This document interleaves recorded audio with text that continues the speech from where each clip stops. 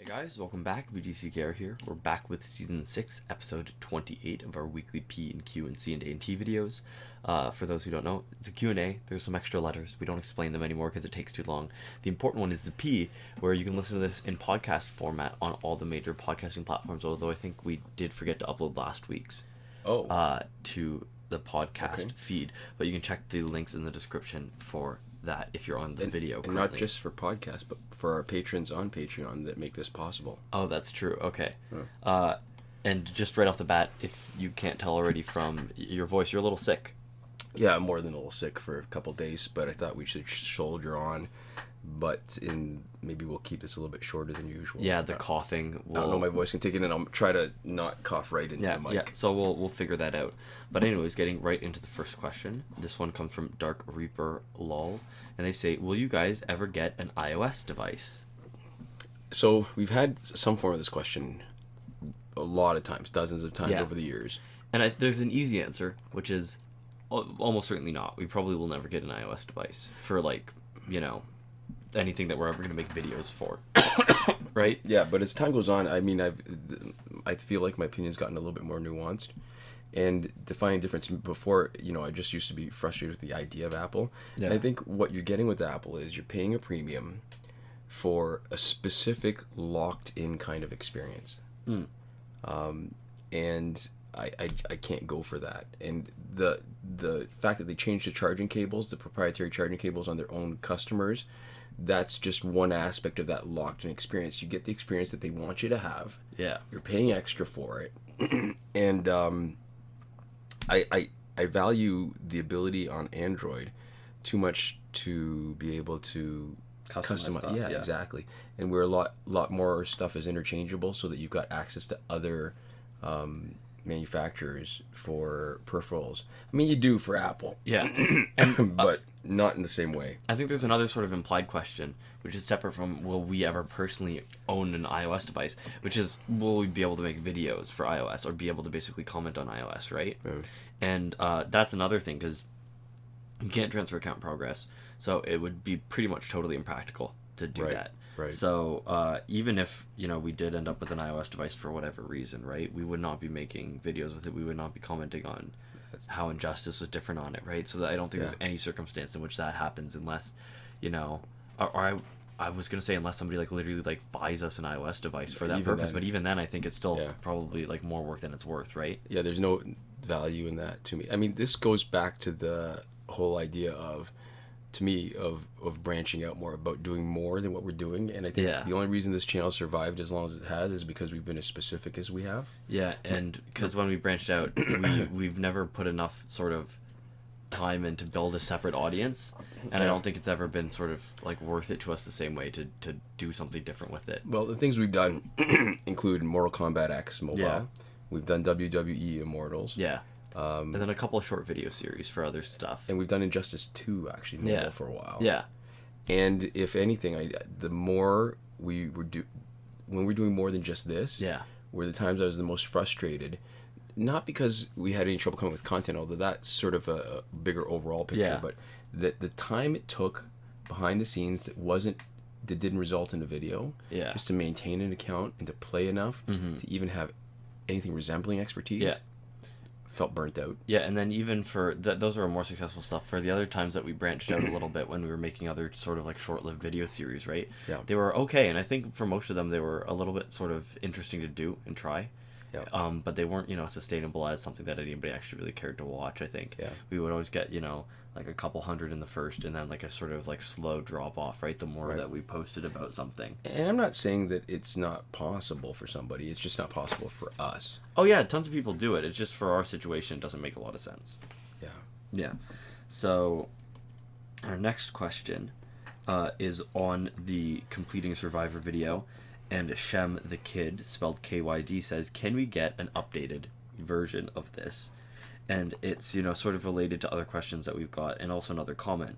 So last week we had a question from Edward Rubuzano, sorry. Rebuzano, yeah. And they say, I don't have reverse flash. What character can I use as a replacement? We talked about that yesterday. And we also have there was a comment, I think, in a separate feed from Julius the Shark that said, "I think beating Survivor is now impossible. Black Knight Flash makes basic attacks from Flash characters useless and avoids gear percentage damage over time." Yeah. So that's sort of like the answer. That's like a really succinct version of, our answer too, which is like it's not really possible. And we talked about it last time. It's not, well, we've talked about lots. It's not worth, excuse me, it's not worth the time for the payout. It's really just one of those achievements to say, okay, I've done it before. And at some point you got to decide how much are you willing to commit, because even when you've got a good strategy, sometimes the randomness, when there's random tagging, for example, that'll screw you over. Yeah, and the harder it gets, right, the sort of less feasible it is to do, right? Where even beating the 16 right before they made it harder was challenging, right? Right. And making it harder from there is like challenging past the point of fun, because it was already the kind of thing that you would lose and like iterate and have to figure out the strategy for and try, right? And it was like a challenge, right? But it was like a challenge in a way like most stuff isn't when you reach a certain point in Injustice, right? And the way where it is now feels just more punishing than challenging, right? And Julius the Shark brings up a really specific and good point.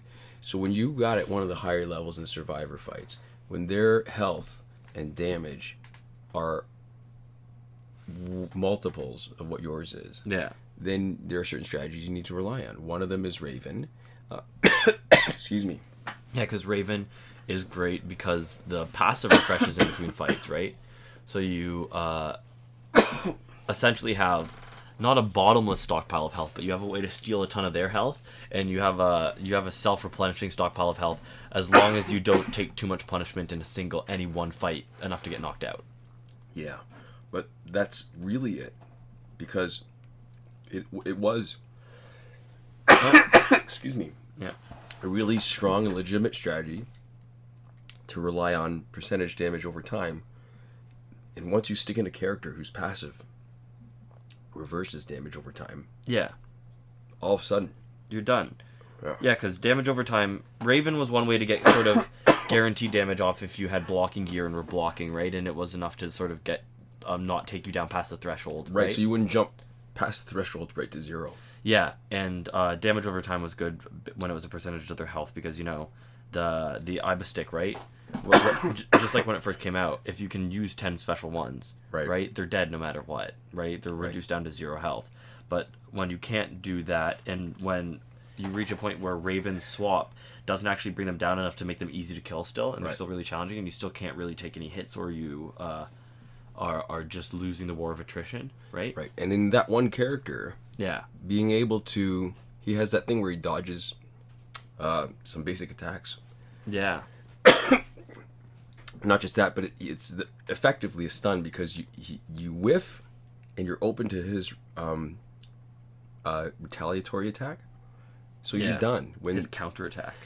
Yes, that's the word I was looking for. And in the early stages, when your stats are close to equal, no problem. Yeah. Late stage, it's just, I think the perfect word you had earlier was punishing. Yeah. And when it's not fun anymore, then it's not really worth doing. Yeah, I think even if it was technically possible, it seems like such a narrow sort of thing to thread, where really, I think before it was accessible as a challenge to a sort of slightly more casual player, right? But if Survivor is still possible, I would reserve it for the sort of level of the people who do really ridiculous video game achievements, like people who do 0 hit runs and Dark Souls and stuff like that, where it's if it's possible, it doesn't seem like it would be a lot of inherent fun in actually the completion of it. It's just more the satisfaction of beating it.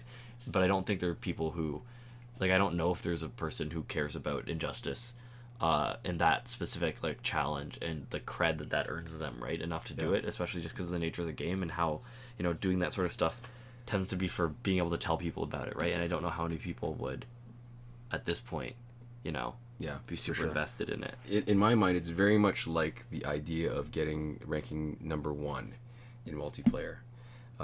It's an interesting achievement, and I mean we've sort of kind of specced out what it would take. Yeah. If there were 1-day seasons, I would totally be into taking 1 day off. Yeah. Playing 10 hours in 1 day. Mm-hmm.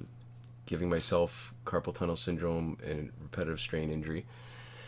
to achieve the badge, but for a week, it's just not. It's too, like, even being able to do what we talked about. I think it was 20 hours. Yeah, it's a lot in a week. It's a lot. That's half a full-time job's worth of hours. Yeah, when you put it like that, for sure. Yeah. On top of everything else, so. Yeah, that's an extra 50% of a full-time job, and working 1.5 full-time jobs is, as I'm sure people who've had to work it know, very hard, right? Yeah, and even then, I feel like I'm closer to being tempted to do that than I am to try to do a Survivor run. Yeah. And film it to try to get a fully good one-time through. Oh my gosh, yeah. And the number of times I'd have to refilm that would be sort of ridiculous. Anyways, so yeah, that's true, because you need proof of that in a way that you don't if you get first place in a season, because it'll show you. Right. You'll get like a badge reward, right? Right. So you can literally like show a screenshot, or you can and you couldn't film the whole season like battle point earning anyways. Well, and there's a limitation to the device too, right? When it heats up, because what we're talking about is probably at least an hour. It was an hour when we were doing just 16 fights. Yeah. And each fight got progressively longer. So we're probably looking at, if we're looking at what, 20 fights? I don't 21, even know. I think. Somebody said that it's gone at least that far. So we're looking at is probably an hour and a half. Yeah. And I think the device would overheat, and probably, how frustrating would that be if it crashed right in the middle of the run? Yeah, and for Survivor, right, that's not one of the circumstances where you're optimizing for speed and being a little sloppy. So you actually do want to be a little more slow and methodical about it if you have the option. Right. So I guess the short answer is there's not going to be an updated version of the completing Survivor video. Yeah. Not in the near future unless something big changes. Yeah. Okay, there we go. Our next question comes from Abdul Rahman Pro. And they say, BDCKR Gaming, can I ask you a question? I don't want Blackest Night Doomsday because they don't have any Blackest Night characters, so shall I grind for top 10 or top 5? Because top 5 is also going to give a great gear card that I already have, which is Bone Space. I think it's called Doomsday Rare Gear. And also, another question, I don't know how to get a lot of money in Injustice. I have Arkham Origins Batman, no Elite, and Doomsday Elite 2. Who should I promote to Elite 5 first? All right, so there's a lot of different things to unpack, and maybe going through in order, but I think the first principle and the first sort of comment that's not even a question is Abdel Rahman definitely doesn't want Blackest Night Doomsday because they don't have one now, a Blackest Night team. But even if you don't want a card now, you never know how your roster will change, and you never know who you're going to want later and wish you'd gotten. Yeah, if you're planning on playing for a short amount of time, then it probably doesn't matter, right? But as long as you're having fun playing it, it doesn't matter what your goals are. But if you're playing for a long amount of time, which is sort of, I feel like when questions like this become relevant, right? Then the fact that you don't have Blackest Night now is not actually what you want to consider, because ideally you're going to get Blackest Night teammates, right? If you're trying to strategize how to most efficiently spend your time in the early game, right? Yeah, we mentioned before, there's sort of a assumed late game. Blackest Night Flash is great. Yeah. It'd be great to have a full Blackest Night team to benefit from everybody's passes, right? Yeah. I mean, Blackest Night Doomsday being not a great one because he's only got his own that helps himself. Yeah, so, I mean, getting into the top 5%, right, to get the gear is... to get the character. Well, but that's sort of the way that they're framing it, I guess so. But I guess what I want to point out that you still want to get top 5 for the character. Extra copies are usually worth it, and it's really a matter of how much it's going to cost you in time to do it. Yeah. So, the gear, if you already have it, you can shatter it, right? That's not an issue. And you need a lot of material for shattering, so extra gear is always good. I mean, having mutated bone spikes already just means that you can shatter it. It doesn't really mean anything specific. If you've got it and you've fused it and you've maxed it out, it's even better because you're getting long term. You're getting more pieces of gems to use for other gears. Yeah. So I would say still get up there, right? Still get to the top 5% if you can without too much work, and it's still an enjoyable experience for you, right? Yeah. Really. One of the other questions is how do I get a lot of money in Injustice? And the problem now is, I mean, we're talking, there's just, we mentioned this last week, I think. There's just too many currencies. Yeah. And so I'm assuming we're talking about power credits. Yeah, because this person seems like they're early enough in the game that power credits are still the primary relevant currency. And I think Bonus Battle 6 is still the best in terms of efficiency. Yeah, so basically, how you get the most money is playing whatever the highest level bonus battle you can. Yeah. continually pushing up all the way until you get to bonus battle 6 and then grinding bonus battle 6. And doing the challenge and challenge reset, I think, while it's up is actually probably one of the... is that equally or more efficient if you consider selling back the cards you get from it? It's better for power credits, but it's worse for XP, right? Yeah. Yeah, so, challenge reset is actually probably the main advice if you can beat standard mode, if you have all the prerequisite characters. Yeah. And here's the other thing, too. I mean, with that, if those are the 2 best characters, they're going to be hard-pressed to have gotten to bonus battle 6. So in my mind, any double credit weekend, prioritize cleaning out the offline story mode, because the first time you finish a ladder... Oh, yeah, you get bonus. You get way more credits, yeah. Yeah. So, yeah, I mean, that's sort of the point. Based on the question, you're not there yet. You've still got lots of story mode to finish. Take advantage of it whenever there is a double cash weekend. If you have extra time to play, that's the time that you should be playing. So here's another consideration I thought of when I was reading this question is that whoever you're using to clear bonus battle 6 probably is better if it's somebody that you don't want to use a lot in multiplayer. And the reason why I say that is that, especially at this stage where somebody who's only 0 Elite Arkham Origins Batman and Elite 2 Doomsday, they're probably not maxing out their gear. Yeah. And if you're not maxing out your gear and you push somebody promotion too high, you're going to not be able to play them in multiplayer unless you want to lose a lot until you have good gear to go with them. Mm-hmm. So I think also too, you're talking about when the question asker is saying who should I promote, right? Sort of the understanding is that you're paying for them directly, and I think if those are your only gold characters, if those are your only 2, you're nowhere near the point where I think you want to be directly promoting people. Still, it's expensive. Yeah, so the amount that you want to buy gold characters from the store before you even consider direct promoting is, I think, having enough teams of full sets of 3 gold characters that you I don't know how many teams this is exactly, or 3 gold equivalents. I mean, remember that idea we were talking about where it could be either 3 Elite 0 golds or 1 Elite 2 and whoever else. But just basically enough so that you have a team which is all about as good as, your average gold card. And you have enough of those teams that by the time you've finished playing through all of them and running through all their energy, the first one has their energy back. Or, you can't play them all in sequence without running out of time, right? Like, for the amount of time that you play. Basically, you want to accumulate, like, gold characters or, just characters around that level until your roster matches your playtime, right? So here's one interesting possibility, too, actually, that occurs to me now, is that with the breakthroughs of silvers being every week and not limited to specific characters, I wonder if, and when I say wonder if, I'm guessing it's probably viable to get some silvers to Elite 1060. And those are actually better to direct promote. Yeah, they'll be cheaper, and then you might be able to get to and finish bonus battle 6 with a team of Elite 10 level 60 silvers. Yeah, so that might be something to consider. So yeah, in the meantime, I mean, don't promote any of either of those gold cards you have directly. Buy a lot more gold packs. If you want to start promoting directly, really what matters more than like what character is the best in the meta is what character is best for you to play them. Yeah. I will say, what character you enjoy the most. The thing about Doomsday is that you can't promote him past Elite 7 because he's not had a breakthrough. Yeah. And his passive where he gets back half his health if he knocks somebody out is a pretty good one when you're still early on and trying to get through bonus battle 6 for the first time. Yeah, and I think he's definitely cheaper than Arkham Origins Batman too.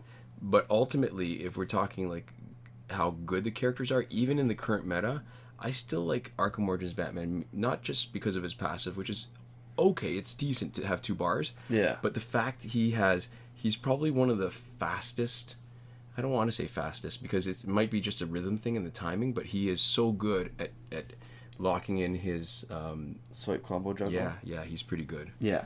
So there we go. That's our advice for you. It's not exactly an answer to your question, but it's an answer to, I think, your situation. Right. Which is more gold packs first, and then it's whoever you like the most, balanced with whoever's cheapest. And maybe even not the person who you would like the most for multiplayer. Yeah. So there we go. Our next question comes from Dill Pickle Dude 80, and they say a great thing that they could do to buff Doomsday to make him a bit more viable in a typical Blackest Night team would be to let his passive affect other Blackest Night teammates, letting them also get to 2 times special damage. It's nothing huge, but it would be pretty interesting and maybe give him a bit more love since he is a cool character. Yeah. All right, so even I like the comment. It touches on an idea, I think, about how to keep the game interesting. I think it would be good. I think the problem is that it would still be, to me, it would be overpowered if it was just like a timer where it was if any Black Knight teammate was in, it would like level up slowly. So I think you'd still need to have Doomsday in, and in that circumstance, I still think it slows the game down too much, right? To upgrade specials if you're playing by having for that. them in. Yeah. Yeah, if you're playing for that. But it's, I mean, my threshold, or not my threshold, but the point of comparison to me is always Flashpoint now. Yeah. Because to me, Flashpoint is the grinding team. The best team. Yeah. Like in a lot of ways, Flashpoint Batman's passive makes every single Flashpoint team better than almost any other themed team. Yeah. And go ahead. You go first. Well, it's the idea of buffing characters. It's not new one. Everybody's been suggesting that for the longest time. And they have buffed characters sometimes. Who did they changed Martian Manhunter, right? Which one? Didn't they update him to make him team themed? I can't remember, actually. There was somebody. All right, I don't remember. Arkham Harley Quinn. Arkham Harley Quinn. For sure. Yeah. Because she used to have just like a boost to health for her teammates. And then she got increased in stats and also second passive, where she would there's a chance of her Arkham teammates getting an unblocked special too. Yeah, I don't remember who it was specifically, but I remember they did. I think it was a Martian Manhunter. I think it was Blackest Night Martian Manhunter, although I might be wrong, where they changed somebody's passive to make it fit with the team. Oh, you know who they did? Who? Regime Black Adam. Oh, they buffed him, yeah. Because originally his passive, where he could reflect damage from specials, I think was just equal to the damage he took. Yeah. And then they boosted it so that he would reflect basic damage, but then special damage at a multiple of what he was taking in. Yeah. So the problem is there's been a history in the game, lots of histories of nerfing, and very little history of buffing. Which is unfortunate, because buffs are almost always more fun than nerfs. And in the context of the game creep and injustice, I'm going to take the position that not only are they unnecessary, they're making certain characters unplayable. Yeah. So, all right, the classic of this is Regime Superman, and I believe it's Regime Wonder Woman. They're both golds. And I remember at the beginning of the game when it was maximum level 40, Elite 5. Yeah. No gear, no multiplayer. That they were the 2 most coveted characters. Well, besides the random ones, they were the most coveted ones available in the store. Yeah. Because Wonder Woman used to build power like crazy when she blocked. Yeah. And Regime Superman's full damage special 2 before they cut it in half was unblockable. Mm-hmm. And so they nerfed both of them. She generates power much more slowly on blocked hits. He only does half the damage on his unblocked special 2. And now they have been passed by everybody coming since then in the challenges. Mm-hmm. Better stats, better passives. And so you really have to struggle to make a team with those guys. Yeah. And it would have been so easy just to fix them up to the way they were before they got nerfed, and they would be relevant now. Yeah. And I think one of the things about nerfs in this game, right, specifically, or games like this, which is that there are people, and I don't know how many it is now, but there were people, at the very least, who were putting in real money to it, right? Yeah. So when Red Lantern Hal Jordan was nerfed, right? Oh! There was... People probably bought him in the pack to get him early, right? Yeah. People might have paid real money to get credits to promote him, right? And I'm not sure anybody did, but for how popular the game was, it seems like it's quite likely, right? And so there's probably a situation which people paid real money and got for a character, right? Yeah. They paid real money for a character at a certain power level, and then in an update, they had basically their purchase reduced in value in a way that was totally out of their control and had nothing to do with power creep. Speaking of the devil, there's Regime Wonder Woman. Yeah.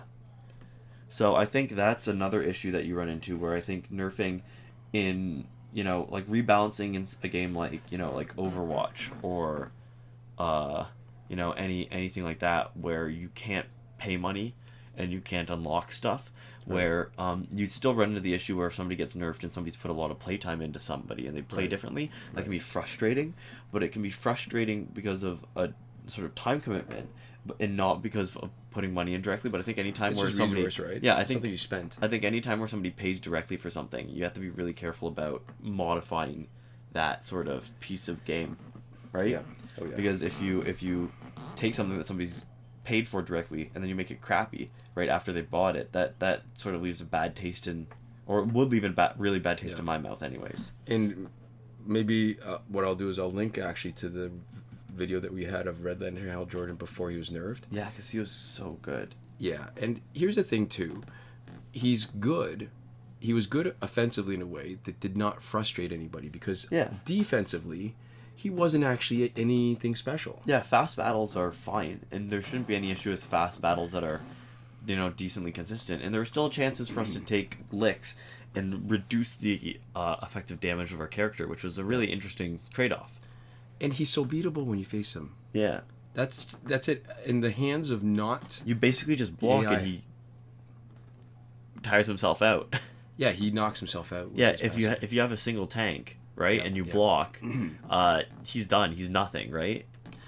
Although, since then, too, with Master's Death Card, when you tag in and it's unblocked, then you've got your opening for it. That's so true. It's just change. I mean, it's always changing, but I think there's a lot of characters that I think I would like to see buffed, not just Blackest Night, Doomsday, and I think it would make for a better game, because buffing characters would mean you don't need to come up with a whole new character design or moves or passives or whatever. You just take the same character, and to me, it would extend the life of the game. Yeah. So there we go. Not as much as a new character would. I would love an update sometime soon. Oh yeah. Especially one that didn't give us a medal, because I think we have enough medals that we're still, percolating, right? We're still working on. Right. It's going to take forever to get one to a comparable level. There are, 4 now? Or is it 5? 1, 2, 3, 4, 5. It's 5. So they're the first 2. And there was the twins, Shazam and Black Adam. Yeah. Plus Catwoman. Yeah. And Nightwing. Oh. So there's 6. Okay. Right. That's right. Yeah, that's too many to have all the Auriemma alloy for. Right, when you need 27 copies, get them to delete 7. Or 20. Yeah. I mean, better than 40 something. That's too many for even the nth metal. But I'm saying not even that. That's too many for way too many for Valorium. Right. I think people are even getting copies faster than they're upgrading specials. Yes. So there we go. Our next question comes from Evilo Koev, and they say, I'd say that Rebirth Jessica Cruz is sometimes a dangerous Green Lantern as well. From our discussion previously where we were talking, I think I said something along the lines of, that's mainly useful for Red Sun Green Lantern. That was last week's regarding Yellow Lantern's passive, where he would do extra damage against lanterns, and he would do more steals. Yeah. So it's an interesting point. I think, if I had to say, I think Jessica Cruz is probably the best one that classifies as a lantern because of her extra combo hits. She's got high stats. Yeah, that's true. I had forgotten to consider her. But for the times that the passive actually engages, it's not going to be that useful because you need her to tag out, really. 10% extra damage is not much. Yeah. And in my mind, I think even though... we might have forgotten about it, even thinking about her now, the way I was considering it was somebody who's powerful enough to make you change your play strategy, and she isn't. Yeah. Because what she is she's very strong, she's got a lot of hits on her combo ender, and she could potentially stun you, I think, right? It's not stun, it's that where you're sort of locked in tractor beam. Yeah. So it's a minor difference where you are less tempted to try to get your basic combo unblocked as opposed to just blocking her and just waiting her out. Yeah. To finish her combo. Because there's a bunch of cards that actually change your play strategy. And so, for example, killing Joker in the first slot. Yeah.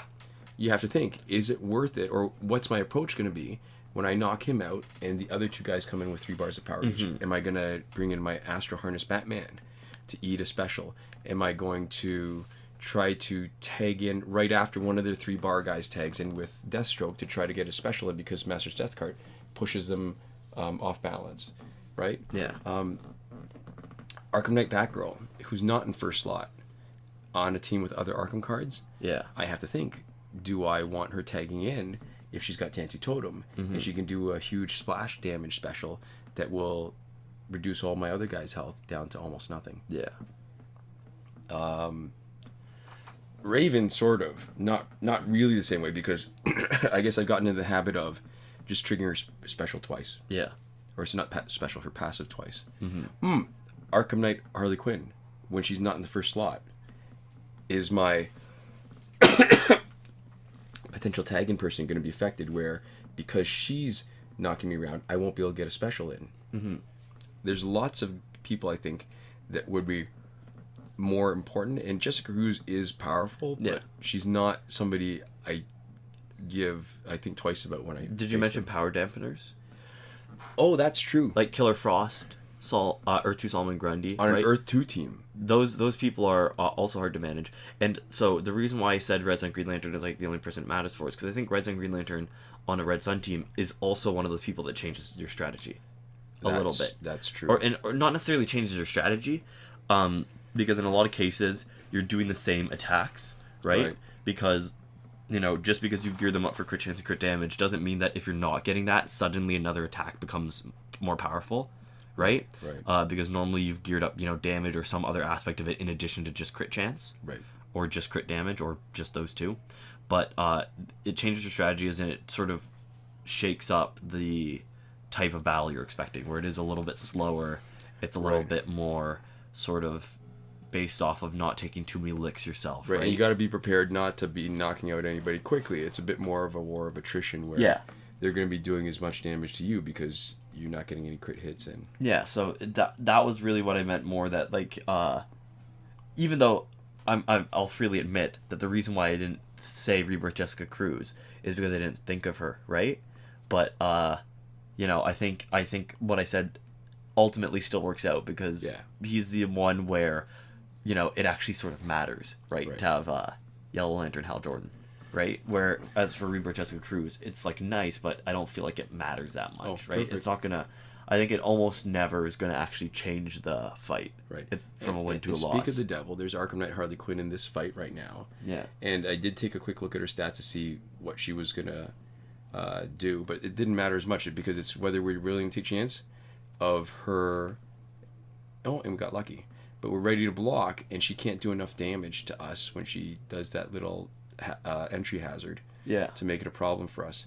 And normally where I might be tagging out, I'm going to hold on just a little bit longer, because Harley Quinn is going to potentially hurt us if we tag in. I mean, that's the point of having Batman with his Astro Hunter, so maybe we'll do that anyways before Deathstroke gets knocked out. And there's perfect, right? So that's the one good defense for that. Is there anybody else? Oh, Batman Ninja Catwoman is interesting, because I do want to see what stat she has, but I don't think I actually have to fight any differently. Because it does take too long. If you're trying to knock out her Batman Ninja teammates first, you're putting yourself in danger of losing the entire fight, because waiting her out is dangerous. Yeah, and the thing is, too, you knock her down to almost nothing. That's not a problem. The other one tags in. They're going to tag in anyways if you're waiting for her to tag out. And this way, at least, you have a little bit of control. There's that one fight where I think it was Nightwing, Batman Ninja Nightwing was supposed to tag in, and because we had Tantu Totem on Deathstroke, we just kept on doing the special one over and over again, kept him from tagging in. Which was kind of funny, and then it got boring real quick. So there we go, and we just got about another minute worth of video here. So one more fight? Yeah, one more fight. Fight 7. So for anybody listening to this on the podcast, I think maybe we can give a shout out to our patrons, and we'll just put the their names up right at the end, not like as we're speaking it out. So a huge thank you to all the people who have made the decision to support us on Patreon. You are super appreciated. So a huge thank you to Console Peasant, who is supporting us at the highest tier, Last Word, John Auriemma at the Your Message Here tier, Shawn Farrell, Daniel Simonson, Aaron Mall, and Michael DeVries, who support us on the credited level, And last but not least, Eddie G, Chris Wolf, and Laszlo Dragades on the gratitude level. Thank you guys so much. And oh, look, good timing, I think. Good night, Solomon. This was the last fight, right? Yep, that was it. There we go. And that was a 5 ultimate run in 35 minutes. Mm-hmm. Perfect. Thank you guys so much for watching. We'll see you next time. Komoda.